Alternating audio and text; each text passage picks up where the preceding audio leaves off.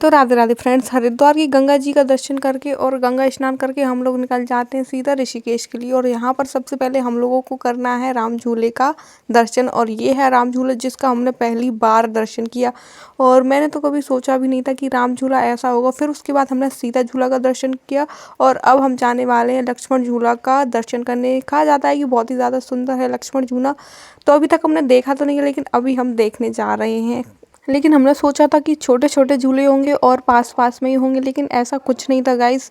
सबसे पहले हमने राम झूला का दर्शन किया, उसके बाद सीता झूला का दर्शन किया। तो इनमें करीबन 2 से 2.5 किलोमीटर का डिफरेंस था, और सबसे ज़्यादा डिफरेंस वो था लक्ष्मण झूला का, जो कि काफ़ी 3 किलोमीटर दूर था इन दोनों झूलों से। तो हम लोग वहाँ पर पैदल ही गए, और हमने यहाँ पर पूरी यात्रा पैदल ही की। और पैदल यात्रा करते करते हम लोग काफ़ी ज़्यादा थक गए थे। स्पेशली मैं तो सबसे ज़्यादा ही थक गई थी, क्योंकि बैग भी था और पैदल यात्रा कर रहे थे, और ऊपर से धूप भी हो रही थी, गर्मी भी लग रही थी। लेकिन इट्स ओके, हम लोग पैदल ही करेंगे। अभी हम जा रहे हैं लक्ष्मण झूला का दर्शन करने के लिए। तो ये हम लोग पहुंच चुके हैं लक्ष्मण झूले पर, जिसे अभी बजरंग सेतु भी कहा जाता है। तो जो पुराना वाला झूला था, यानी कि लक्ष्मण झूला, वो अभी बिल्कुल बंद कर दिया गया है, क्योंकि बहुत ज़्यादा पुराना हो गया है। और ये हमारे देश का पहला ऐसा सेतु बना है जो कि प्रॉपर कांच का है, और जिससे नीचे देखने पर गंगा मैया साफ दिखाई देती है। धार्मिक ग्रंथों के अनुसार जब भगवान श्री राम, माता सीता और लक्ष्मण जी वनवास के दौरान ऋषिकेश के जंगलों से गुजर रहे थे, तब गंगा जी की तेज और उपनती धारा को पार करना एक बड़ी चुनौती थी। तब शेषनाग के अवतार भैया लक्ष्मण ने अपनी सूझबूझ और पराक्रम से ठीक उसी स्थान पर जूट की रस्सियों का एक पुल तैयार किया था। यह स्थान भाई के प्रति प्रेम, कर्तव्य और संकट के समय रास्ता निकालने के साहस की महिमा गाता है। माना जाता है कि लंकापति रावण का वध करने के बाद ब्रह्म हत्या के दोष में मुक्ति पाने के लिए भगवान श्री राम और लक्ष्मण जी ने इसी क्षेत्र में आकर तपस्या की थी। इसलिए लक्ष्मण झूले के आसपास के क्षेत्र को बेहद पवित्र माना जाता है। यह कदम रखने मात्र से मन के विकार दूर हो जाते हैं। और जहाँ हम बैठे हुए हैं वह लक्ष्मण झूले के एक छोर पर 13 मंजिल मंदिर त्र्यंबकेश्वर मंदिर है। यहाँ साक्षात शिव का वास माना जाता है। इस पुल पर खड़े होकर जब हम नीचे बहती गंगा की गर्जना सुनते हैं, तो ऐसा लगता है जैसे कोई दैवीय शक्ति आपके भीतर नई ऊर्जा भर रही है। और त्र्यंबकेश्वर मंदिर के नीचे बैठकर फिर हमने गंगा आरती की, और गंगा आरती में शामिल होने के बाद हमें ऐसा लग रहा था मानो सारे देवताओं के दर्शन हमें साक्षात आज ही हो गए हों।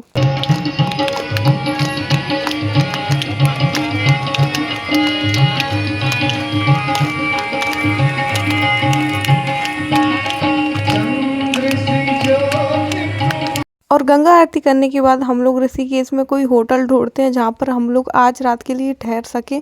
और थोड़ी देर बाद हमें एक होटल मिल जाता है, वहाँ पर आराम करने के लिए सबसे पहले हमें अच्छी व्यवस्था मिलती है, इसलिए हम लोग वहाँ ठहरते हैं। उसके बाद हम लोग खाना खाने लगते हैं, और हमने जो खाने की थाली ऑर्डर की थी वो भी होटल से। उसमें कुछ हमें अलग सी सब्जी दिखाई देती है, उसको हम ध्यान से देखते हैं तो पता चलता है कि वो मशरूम की थी, लेकिन हमें तो कुछ और ही लग रहा था। गाइस, ऋषिकेश में रूम लिया था, और रूम में जो टीवी है ना, उसकी हालत आपको मैं दिखाऊं। चल, ये मेरी कुर्ती पहन ली है। रूम की हालत क्या कर दी है गाइस, ये देखिए। बस ये वीडियो मेरी इस होटल वाले तक नहीं पहुंचनी चाहिए, और किसी तक पहुंच जाएगी।